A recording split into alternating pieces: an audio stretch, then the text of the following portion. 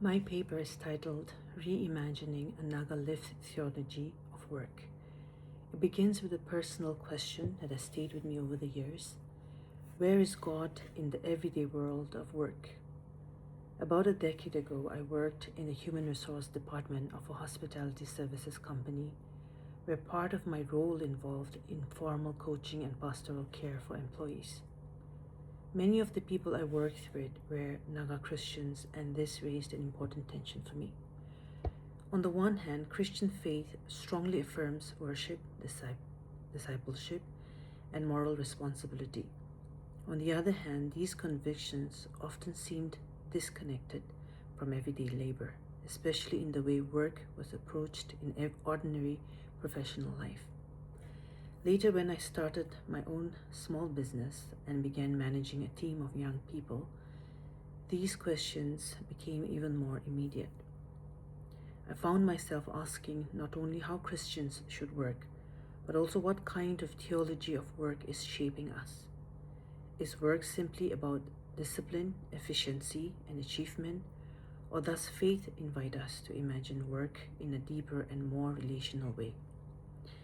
This is where the study of lived theology became important to me.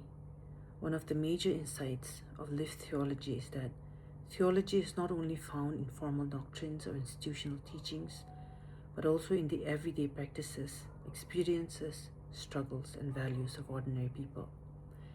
It asks how faith is actually lived within social, cultural, and historical contexts, and it also raises questions about whose voices and histories shape the way Christian life is understood.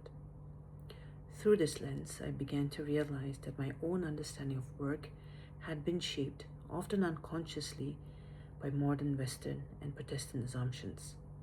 In many professional settings, work is valued in terms of productivity, punctuality, discipline, and personal responsibility. These are important values, but they can also narrow the meaning of faithful work if they become the only measure. This is especially significant in the Naga context.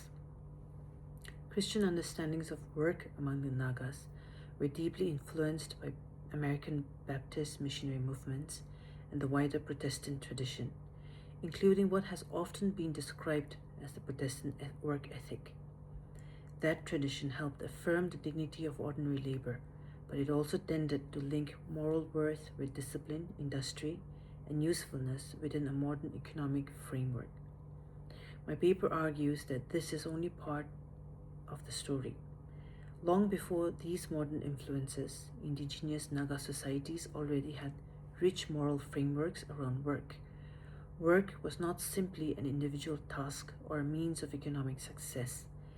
It was bound up with kinship, reciprocity, communal responsibility, and care for the well-being of the village and each other.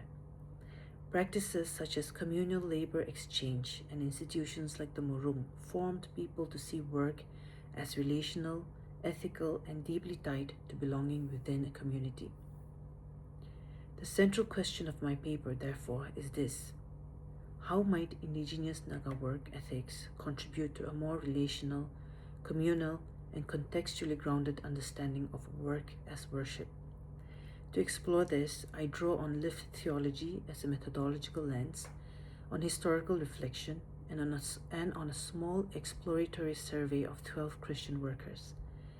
What emerges is a clear tension. Many participants describe work in familiar Christian language such as calling, service, and responsibility. Yet their deepest experiences of meaningful work are often not about productivity alone. They are about care, encouragement, solidarity, patience, and building others up. So the paper ultimately suggests that a Naga lived theology of work should move beyond a narrow productivity-based model. Instead, it should understand work as participation in God's relational and sustaining activity in the world. In this view, work becomes worship not only when it is efficient or successful, but when it embodies care, justice, reciprocity, and commitment to the common good.